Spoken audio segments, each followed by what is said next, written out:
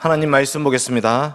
하나님 말씀은 히브리서 1장 1절과 2절 말씀입니다. 히브리서 1장 1절과 2절 말씀 다 같이 한 목소리로 읽도록 하겠습니다. 히브리서 1장 1절과 2절입니다. 시작. 옛적에 선지자들을 통하여 여러 부분과 여러 모양으로 우리 조상들에게 말씀하신 하나님이 이 모든 날 마지막에는 아들을 통하여 우리에게 말씀하셨으니 이 아들을 만유의 상속자로 세우시고 또 그로 말미암아 모든 세계를 지으셨느니라. 아멘. 사랑하는 성도 여러분, 오늘 우리에게 주시는 하나님의 말씀은 선지자이신 그리스도에 관한 말씀입니다. 선지자이신 그리스도. 지금까지 우리가 소교리문답을 배우고 있는데 흐름을 대충 훑어보면 다음과 같습니다. PPT 한번 띄워주십시오. 17문 같이 읽겠습니다. 17문 시작.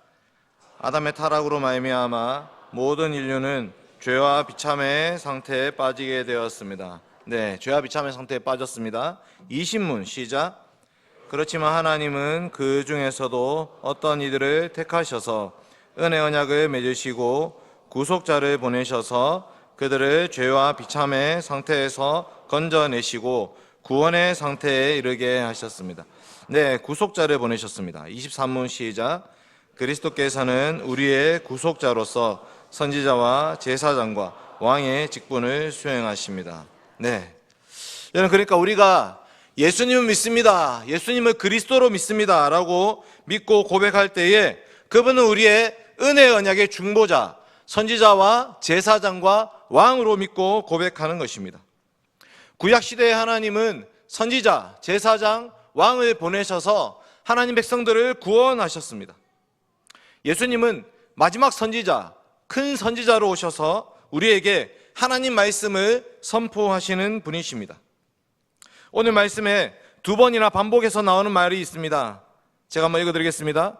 옛적의 선지자들을 통하여 여러 부분과 여러 모양으로 우리 조상들에게 말씀하신 하나님이 이 모든 날 마지막에는 아들을 통하여 우리에게 말씀하셨으니 이 아들을 만유의 상속자로 세우시고 또 그로 말미암아 모든 세계를 지으셨느니라. 아멘.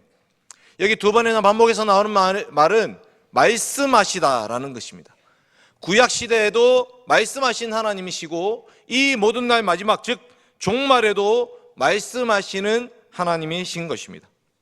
오늘 우리가 선지자이신 그리스도, 이 말씀을 통해서 반드시 배워야 될 것은 우리가 믿는 하나님은 말씀하시는 하나님이시라는 것입니다. 여러분, 하나님은 말씀을 통해서 자신을 계시해 주시는 분이십니다. 말씀으로 천지 만물을 창조하신 분이시고 그 말씀이 능력이 있기 때문에 그 말씀은 땅에 떨어지지 아니하고 반드시 이루어지는 말씀입니다. 그런데 우리의 말은 거짓말이 많습니다. 우리의 말은 왜곡되어 있습니다. 우리의 말은 번복될 때가 많습니다. 제일 큰 거짓말은 뭐죠? 보통 하는 내일부터 다이어트 하겠다, 이런 거 거짓말을 제일 많이 합니다. 그 내일이 언젠지 모르지만 우리는 계속해서 우리가 뱉은 말에 대해서 책임을 지지 않으면서도 계속 말은 합니다. 저도 말을 좀 줄이겠다는 말을 엄청 많이 했습니다. 하나님은 그런 분이 아니십니다. 하나님은 빛이 있으라 하심에 빛이 있었고요, 궁창이 있어 물과 물로 나뉘게 하라 하심에 그대로 되니라. 물이 한 곳으로 모이고 묻이 드러나라, 그대로 되니라. 땅이 풀과 채소와 과목을 내라 하심에 그대로 되니라. 하나님이 말씀하신 것 중에 땅에 떨어진 것은 아무 말도 없었습니다. 모든 말씀이 그대로 다 이루어졌습니다. 특별히 하나님은 사람을 창조하실 때에 명령만 하시지 않고 회의를 통해서 창조하신 것을 볼 수 있습니다. 한번 띄워주십시오. 창세기 1장 26절입니다. 같이 읽겠습니다. 시작. 하나님이 이르시되 우리의 형상을 따라 우리의 모양대로 우리가 사람을 만들고 그들로 바다의 물고기와 하늘의 새와 가축과 온 땅과 땅에 기는 모든 것을 다스리게 하자 하시고. 하나님이 명령하시다가 갑자기 이 사람을 만드시는 장면에서는 우리가 하자 하시고 회의를 하시는 것입니다. 하나님은 말씀으로 천지 만물을 창조하시고 말씀으로 자기 백성들을 인도하고 계시고 말씀으로 언약을 맺으셨고요, 말씀으로 축복과 심판의 약속을 주시고 말씀으로 재판하십니다. 우리는 그 말씀 가운데 우리를 향한 사랑, 구원의 말씀을 듣게 됩니다. 선지자는 뭐 하는 사람인가? 그 하나님의 말씀을 전달하는 직분자인 것입니다. 오늘 소개로입니다. 24문 할 차례인데, 한번 띄워주십시오. 제가 문제를 읽고 여러분 답을 한번 같이 읽어주십시오. 그리스도께서 선지자직을 어떻게 수행하십니까? 그리스도께서 우리를 구원하시기 위한 하나님의 뜻을 그분의 말씀과 성령으로 우리에게 계시하심으로 선지자직을 수행하십니다. 네, 그리스도께서는 이런 방식으로 선지자 직분을 수행하십니다. 오늘 세 가지 대지로 하나님 말씀 살펴보겠습니다. 첫째로, 선지자는 하나님 비밀을 깨닫고 기도하는 자입니다. 선지자는 하나님의 비밀을 깨닫고 기도하는 자. 둘째로, 선지자는 하나님의 회의에 참여하여 심판을 선포하는 자. 마지막, 선지자 예수 그리스도의 사역과 우리의 구원. 이렇게 세 가지 대지로 하나님 말씀 살펴보겠습니다.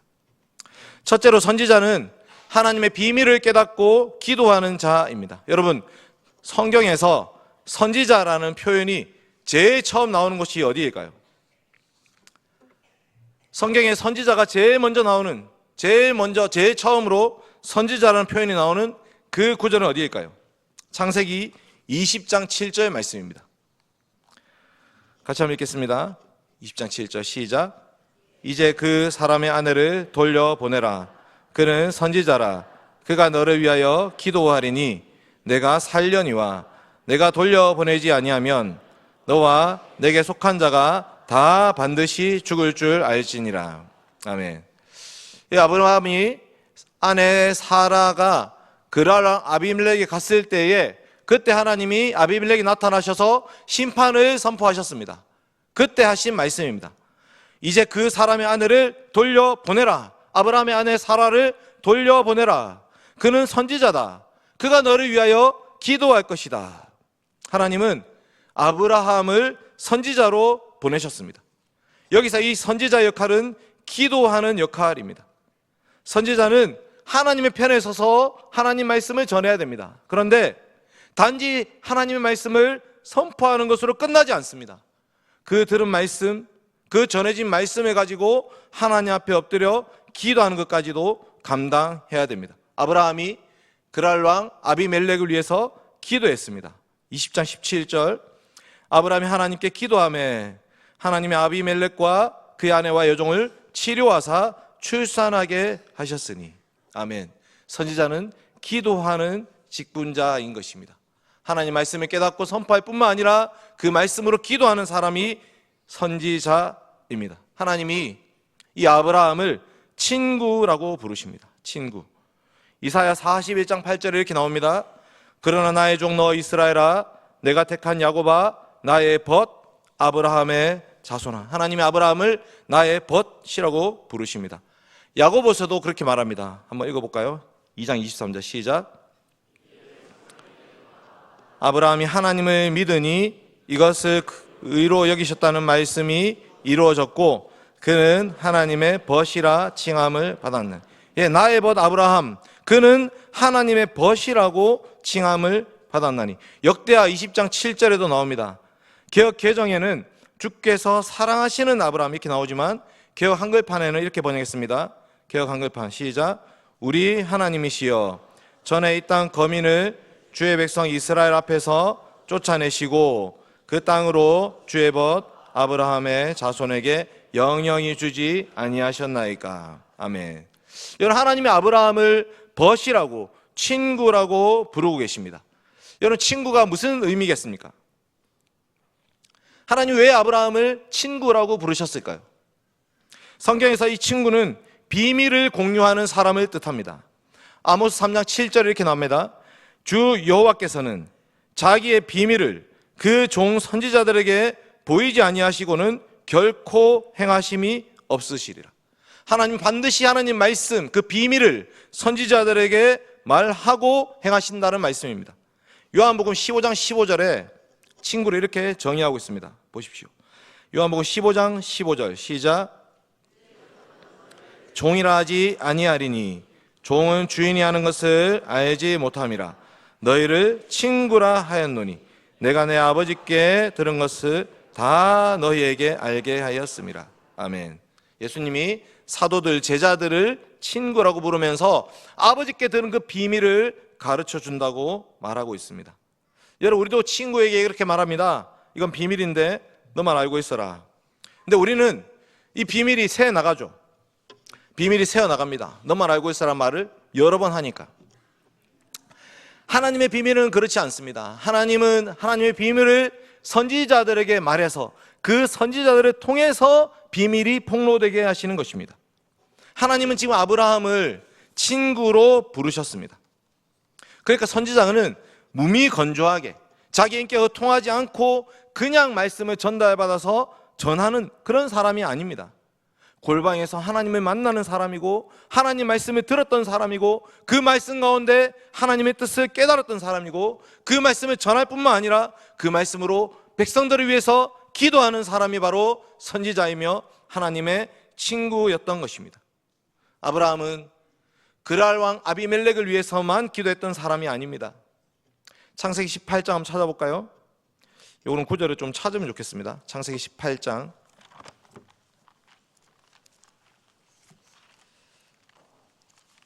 제가 PPT를 만들었지만 성경을 안 찾으려고 만든 건 아니고 너무 많이 구절 찾아야 돼가지고 일단 창세기 18장 한번 보겠습니다. 17절 한번 보겠습니다. 창세기 18장 17절.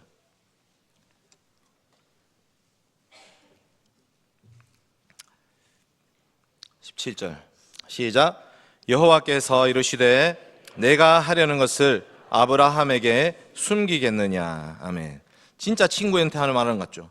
지금 하나님께서 내가 앞으로 할 일이 있는데 아브라함에게 숨기겠느냐라고 말씀하시는 것입니다. 이 아브라함, 친구인 아브라함, 하나님의 친구인 아브라함에게 이 말씀은 매우 충격적인 소식이었습니다.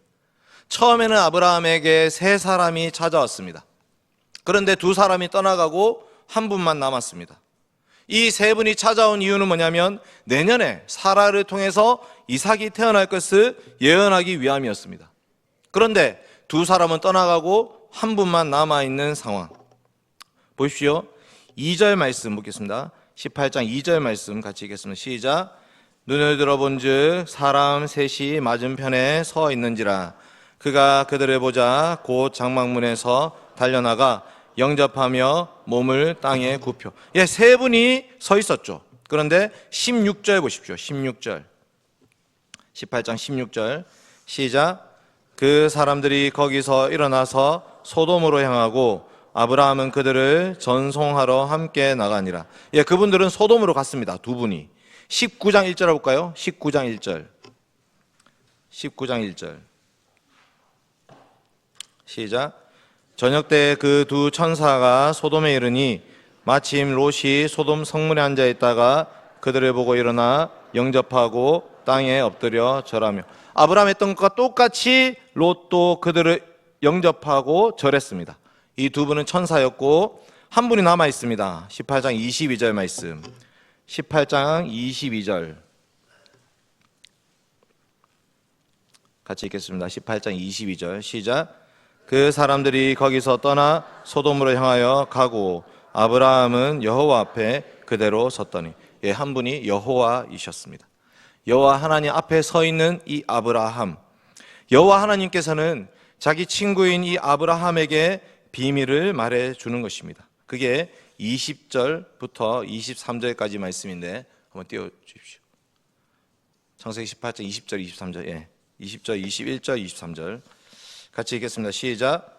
여호와께서 또 이르시되 소돔과 고모라에 대한 부르짖음이 크고 그 죄악이 심히 무거우니 내가 이제 내려가서 그 모든 행한 것이 과연 내게 들린 부르짖음과 같은지 그렇지 않은지 내가 보고 알려 하노라. 23절.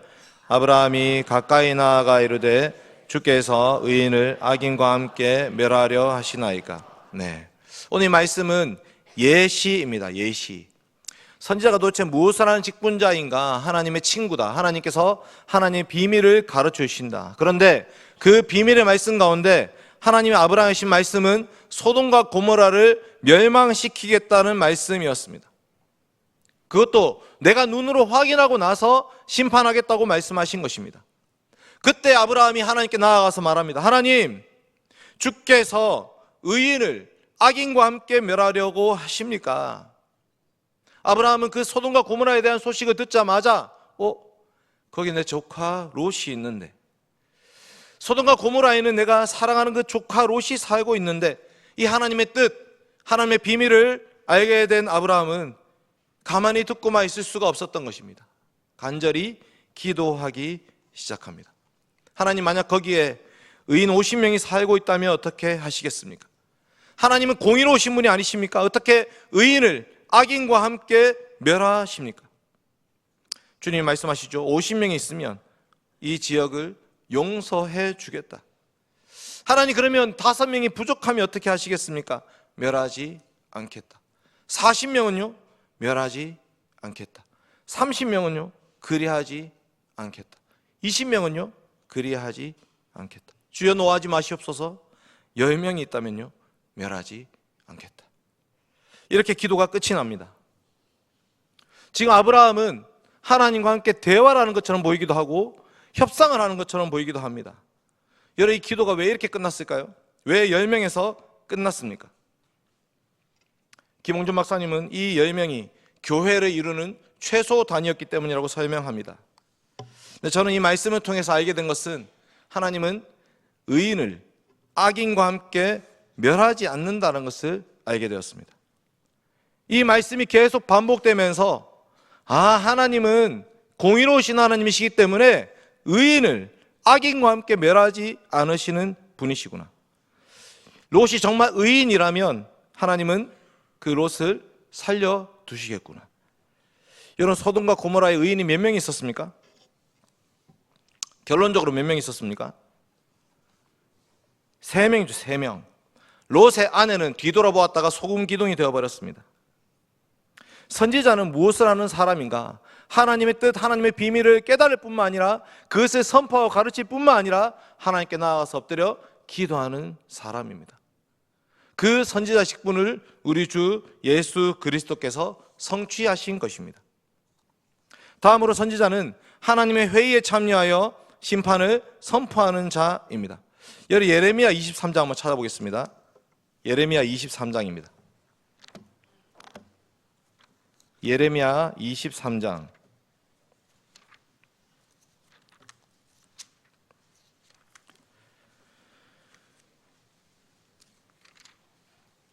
예레미야 23장 18절과 22절입니다.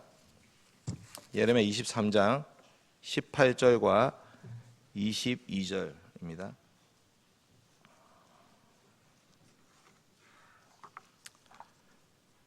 예레미야 23장 18절 먼저 같이 읽겠습니다. 시작. 누가 여호와의 회의에 참여하여 그 말을 알아들었으며 누가 귀를 기울여 그 말을 들었느냐. 22절 보겠습니다. 시작. 그들이 만일 나의 회의에 참여하였더라면 내 백성에게 내 말을 들려서 그들을 악한 길과 악한 행위에서 돌이키게 하였으리라. 아멘. 여러분, 참 선지자와 거짓 선지자 어떻게 알 수 있습니까? 여호와의 회의에 참여한 자가 참 선지자입니다. 하나님은 그 뜻의 비밀을 선지자들에게 알리지 않고는 행하심이 없다고 말씀하셨습니다. 하나님이 심판하기 전에 심판의 말씀을, 경고의 말씀을 전하시는 분이십니다. 그러니 선지자들이 말로 할 때 그들은 들어야 되는 것입니다. 그렇지 않으면 그 다음은 하나님은 행동 계시를 하십니다.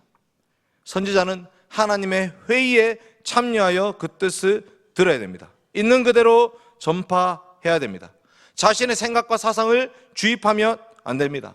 자기 개인적 욕심을 드러내어서도 안 됩니다. 요나는 선지자로 부름받았습니다. 니느웨 정말 가기 싫었습니다. 그러나 요나는 결국 니느웨 갔고 심판의 말씀을 선포했고 니느웨 회개했고 구원받았습니다. 여러분, 구약 시대에 하나님은 계속해서 선지자들을 보내십니다. 선지자들은 하나님의 뜻을 전해야 됩니다. 그 말씀은 주로 심판의 말씀, 책망의 말씀이었습니다. 그 말씀을 통해서 하나님 바라시는 것은 무엇인가? 돌이키라는 것입니다. 그때라도 돌이켜라. 선지자들이 말로 할 때 그때라도 회개하라 고 말씀하시는 것입니다. 예레미야 7장 25, 26절 제가 읽어드리겠습니다. 너희 조상들이 애굽 땅에서 나온 날부터 오늘까지 내가 내 종 선지자들을 너희에게 보내되 끊임없이 보내었으나 너희가 나에게 순종하지 아니하며 귀를 기울이지 아니하고 목을 굳게 하며 너희 조상들보다 악을 더 행하였느니라. 아멘. 예레미야 선지자는 결국 바벨론 포로로 끌려갈 것을 말하는 선지자였습니다. 하나님이 왜 그렇게 됐냐를 말하고 있는 것입니다. 내가 출애굽할 때부터 지금까지 계속해서 선지자들을 보냈지 않느냐. 너희들이 죄를 짓고 있을 때마다 불법을 행할 때마다 왕과 제사장들이 자신을 위해서 백성들을 갈취할 때마다 그때마다 내가 나타나서 선지자들을 보내서 하나님 말씀 전했지 않느냐. 그러나 너희는 듣지 않는구나. 마침내 바벨론의 포로로 끌려가라고 말씀하시는 것입니다. 여러분, 선지자는 계시의 말씀을 전달하는 사람입니다. 그 내용의 주된 내용은 회개하라 천국이 가까웠느니라 입니다. 구약시대 이스라엘 백성들에게 나타났던 선지자들은 하나님의 심판을 선포했던 사람들입니다. 우리도 교회에 와서 하나님 말씀을 듣습니다. 오늘 이 시간도 하나님 말씀을 듣는 시간입니다. 이 시간은 단지 목사 한 개인의 말을 듣는 시간이 아닙니다. 우리는 성경을 통해서, 설교를 통해서 하나님의 말씀을 들어야 됩니다. 근데 그 말은 우리가 듣고 싶은 말씀이 아닙니다. 죄악과 불법에서 돌이켜 회개하라는 말씀입니다. 예언약 백성인 이스라엘에게 하나님은 계속해서 선지자들을 보내셨습니다. 그러나 그들은 그 선지자를 영접하지 않습니다. 선지자들을 보내고 또 보냈지만 결국 그들은 선지자의 말을 듣지 않음으로 말미암아 심판받고 말았습니다. 마태복음 21장에 농부 비유가 나옵니다. 보지는 않겠습니다. 농부는 예언약 백성인 유대인의 직분자들을 뜻합니다. 왕과 제사장을 주로 뜻합니다. 종은 선지자들입니다. 이 주인이 종을 계속 보낼 때마다 종을 때리고 다시 보내고 하길래 마지막으로 아들을 보내면 듣겠지 하고 아들을 보냅니다. 그 아들이 누구이십니까? 우리 주 예수 그리스도이신 것입니다. 하나님이 선지자를 보낼 때는 그래도 기회가 있었습니다. 그런데 그들은 선지자를 핍박하고 억압하고 말 못하게 가둬버리고 그랬습니다. 예레미야 20장 나오죠. 7절부터 9절입니다. 한번 보십시오. 예레미야 20장 7절에서 9절.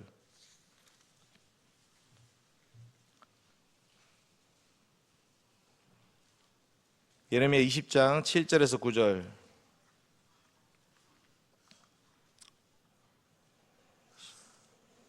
시작. 여호와여, 주께서 나를 권유하심으로 내가 그 권유를 받았사오며 주께서 나보다 강하사 이기셨으므로 내가 조롱거리가 되니 사람마다 종일토록 나를 조롱하나이다. 내가 말할 때마다 외치며 파멸과 멸망을 선포함으로 여호와의 말씀으로 말미암아 내가 종일토록 치욕과 모욕거리가 됨이니이다. 내가 다시는 여호와를 선포하지 아니하며 그의 이름으로 말하지 아니하리라 하면 나의 마음이 불 붙는 것 같아서 골수에 사무치니 답답하여 견딜 수 없나이다. 아멘. 예레미야가 갖고 있는 마음입니다. 파멸과 멸망을 선포하고 있습니다. 그것이 하나님의 말씀이기 때문에, 그래서 그 말씀을 받아서 선포하는데 사람들은 그것을 듣지 않습니다. 조롱하고 2절 보면 제사장 바스울이 선지자 예레미야를 때리고 여호와의 성전에 있는 베냐민 문 위층에 목에 씌우는 나무 고랑으로 채워두었습니다. 말도 못하게 가둬놓고 때리고, 그러니 선지자들의 말을 듣지 않는 예언약 백성들, 이 이스라엘 백성들에게 누가 오셨냐? 마지막으로 오신 분이 바로 하나님의 아들 예수 그리스도이십니다. 구약시대의 선지자들은 말씀을 전달하는 사람들이었지만 예수 그리스도는 말씀 그 자체가 오신 것입니다. 태초에 말씀이 계시니라. 이 말씀이 하나님과 함께 계셨으니 이 말씀은 곧 하나님이 신이라. 그 말씀이 육신이 되어 우리 가운데 거하심에 우리가 그의 영광을 보니 아버지의 독생자의 영광이요 은혜와 진리가 충만하더라. 말씀 자체이신 주님이 오셨습니다. 여러분, 예수님께서 우리에게 생명의 말씀이 되신다고 말합니다.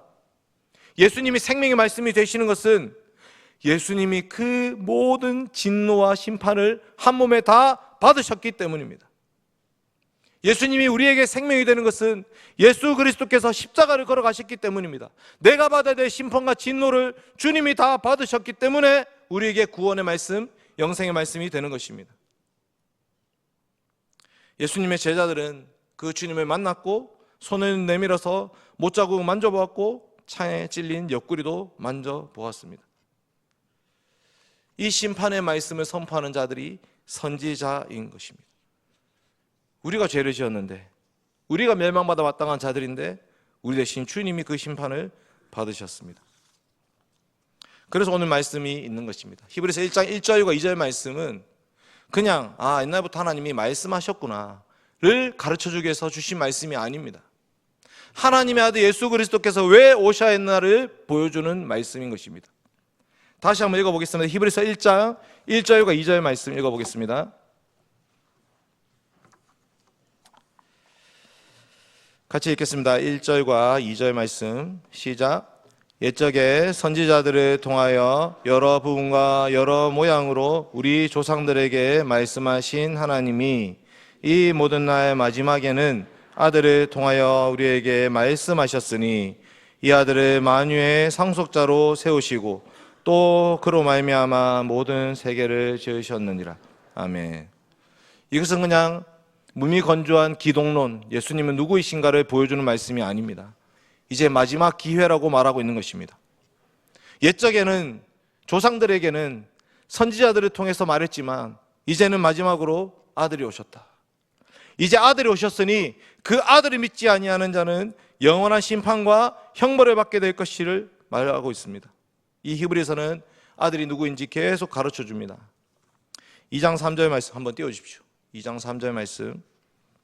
이같이 우리가 시작. 우리가 이같이 큰 구원을 등한히 여기면 어찌 그 보응을 피하리요. 이 구원은 처음에 주로 말씀하신 바요 들은 자들이 우리에게 확증한 바니 광야에서 시험하던 날에 거역하던 것 같이 너희 마음을 완고하게 하지 말라.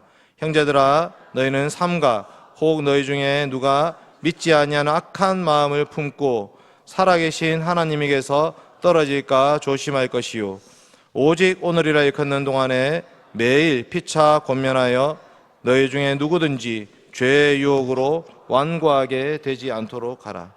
히브리서의 독자들의 상황입니다. 그들은 이같이 큰 구원, 예수 그리스도를 통한 구원을 등한히 여기고 있었습니다. 그들은 마음을 완고하게 먹고 있었습니다. 믿지 아니하는 악한 마음을 품고 하나님에게서 떨어져 나가고 있었습니다.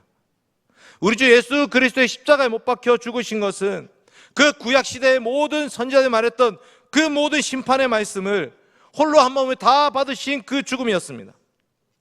그러니까 우리가 살 길은 뭐냐면 오직 예수 그리스도만 믿고 고백함으로 그리스도의 죽음이 우리 때문임을 믿고 나아가는 것입니다. 그런데 히브리서 독자들은 그 믿음에서 흘러 떠내려가고 있었습니다. 그들은 옛 언약 백성들의 율법과 제사로 돌아가고 있었습니다. 율법은 아무것도 온전하게 못할지라, 율법은 장차 올 일의 그림자일 뿐이니라, 온전하게 할 수 없느니라. 그런데 왜 그들이 다시 돌아갔느냐? 유대인들의 핍박과 박해 때문이었습니다. 유대율법 주의자들이 예수 그리스도를 믿는 그 믿음의 백성들을 핍박하고 박해했습니다. 사도 바울을 죽이기 전에는 먹지도 아니하고 마시지도 않겠다 40명이 함께 맹세했습니다. 히브리서 저자는 피 흘리기까지 싸우라고 말합니다. 너희가 죄와 싸우되 피 흘리기까지는 대항하지 아니하였다. 예수 그리스도를 믿는 믿음 지키는 것은 피 흘림, 죽음을 각오해야 되는 것이다 라고 말하고 있는 것입니다. 여러분, 우리는 말씀이 육신이 되신 예수 그리스도 안에서 예수님의 선지자 되심을 발견하게 됩니다. 예수님이 우리에게 진리의 말씀 선포하고 있습니다. 그냥 듣기 좋은 말을 선포하는 것이 아닙니다. 여러분, 예수님의 그 말씀 안에 유일하게 구원과 영광과 은혜가 있습니다. 그 예수님 말씀 밖에는 구원이 없습니다. 영생이 없습니다. 소망이 없습니다. 오직 예수 그리스도만이 그 말씀을 선포하시고 그 말씀 한 몸에 다 성취하셨기 때문입니다. 우리도 예수 그리스도를 믿으셔야 됩니다. 여러분, 믿음의 길은 대충 믿는 것이 아닙니다. 목숨을 걸고 믿으셔야 됩니다. 이 믿음에서 흘러 떠내려간 자들이 너무나 많았습니다.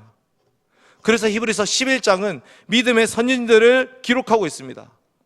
우리의 믿음의 선진들이 그 믿음으로 말미암아 어떻게 살았는가. 히브리서 11장 한번 찾아서 조금 찾아보겠습니다.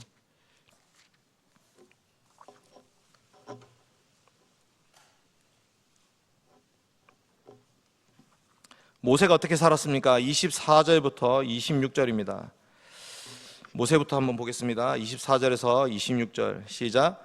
믿음으로 모세는 장성하여 바로의 공주의 아들이라 칭함받기를 거절하고 도리어 하나님 백성과 함께 고난받기를 잠시 죄악의 낙을 누리는 것보다 더 좋아하고 그리스도를 위하여 받는 수모를 애굽의 모든 보화보다 더 큰 재물로 여겼으니 이는 상 주심을 바라봄이라.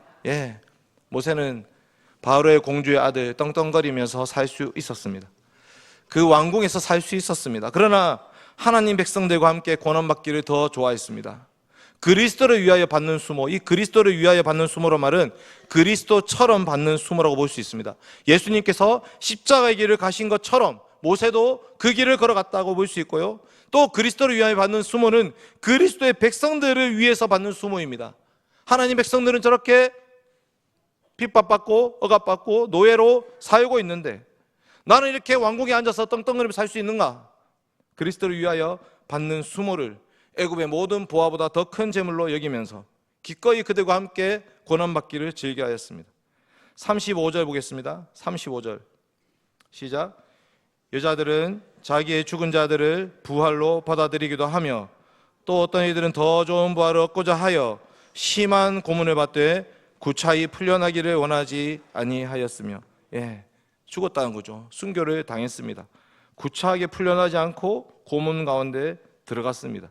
36절 어떤 이들은 조롱과 채찍질뿐만 아니라 결박과 옥에 갇히는 시련도 받았으며 돌로 치는 것과 톱으로 켜는 것과 시험과 칼로 죽임을 당하고 양과 염소의 가죽을 입고 유리하고 궁핍과 환난과 학대를 받았으니 그들이 광야와 산과 동굴과 토굴에 유리하였느니라. 여러분, 우리는 어떤 믿음의 삶을 살고 있습니까? 선지자이신 그리스도를 배운다는 것은 그냥 예수님이 옛날에 좋은 말씀을 성취하셨구나, 하나님의 계시의 말씀은 예수님을 통해서만 들을 수 있구나, 이런 말을 하는 것이 아닙니다. 선지자이신 그리스도를 믿는다는 것은 그 말씀이 우리의 생각을 찔러 쪼개야 됩니다.